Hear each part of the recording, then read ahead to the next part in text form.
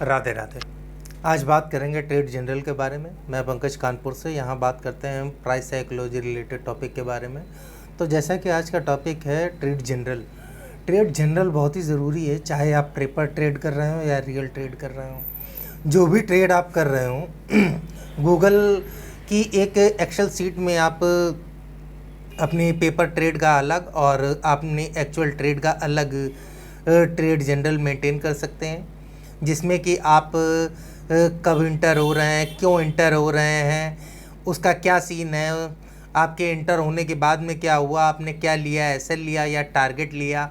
और ये सारी चीज़ें तो कॉमन है। इन सारी चीज़ों के बाद में एक चीज़ आपको और ज़रूर ऐड करनी है कि प्रॉब्लम इन ट्रेड। मतलब कहने का कि जब भी आप ट्रेड के टाइम में अंदर थे तो उस समय आपको किस चीज़ की दिक्कत हो रही थी। जैसे कि एक बिगिनर ट्रेडर होता है तो उसको बहुत सी चीज़ों में दिक्कत होती है जब वो ट्रेड के अंदर होता है। जैसे कि उसको प्रॉफिट डाइजेस्ट करने में दिक्कत होती है, और जैसे कि अर्ली एंट्री, अर्ली एक्सिट, जैसे कि हमारा सेटअप नहीं आया उसके पहले ही हमने इंटर कर लिया, या हमने जल्दी एक्सिट कर लिया उससे। और जैसे कि प्रॉफिट अगर स्क्रीन पर दिख रहा है तो उसको होल्ड करने में बहुत दिक्कत हो रही है। और रिस्क रिवार्ड रूल और सारी चीज़ों को, सारे सेटअप को हम फॉलो कर रहे हैं या नहीं कर रहे हैं, और कहीं हम ओवर ट्रेड कर रहे हैं या कि ओवर ट्रेड नहीं कर रहे हैं, और ट्रेड लेने के साथ में हम एसएल लगाते हैं कि नहीं लगाते हैं। तो इन सारी चीज़ों को जब हम ट्रेड के अंदर होते हैं तो इन सारी चीज़ों के बारे में जानना है, समझना है, सारी चीज़ों को हम फॉलो कर रहे हैं या नहीं कर रहे हैं, सारे रिस्क रिवार्ड, सारे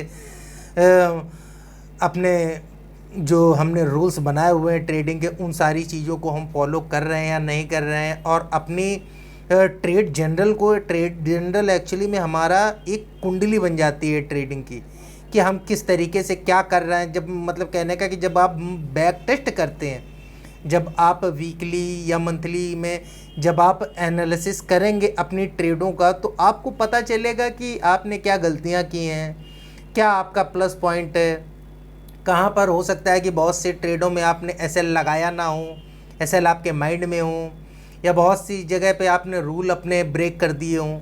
तो जब आप सारी चीज़ों को एनालाइज करते हैं तो एक मोटा मोटा आपको आइडिया मिलता है कि हम क्या सही कर रहे हैं और क्या गलत कर रहे हैं। तो इससे आपकी फ्यूचर ट्रेड में फिर और आपके मतलब कहने का कि धीरे धीरे पॉलिश होती जाती है, एक ट्रेडर में धीरे धीरे पॉलिश होती जाती है और वो डेवलप करता चला जाता है, आगे बढ़ता चला जाता है।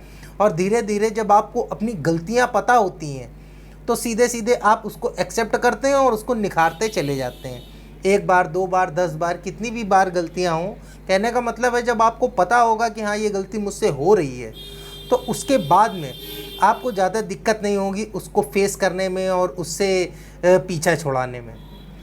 तो दोस्तों, और कोई सुझाव हो तो ज़रूर मुझसे साझा करिए। राधे राधे।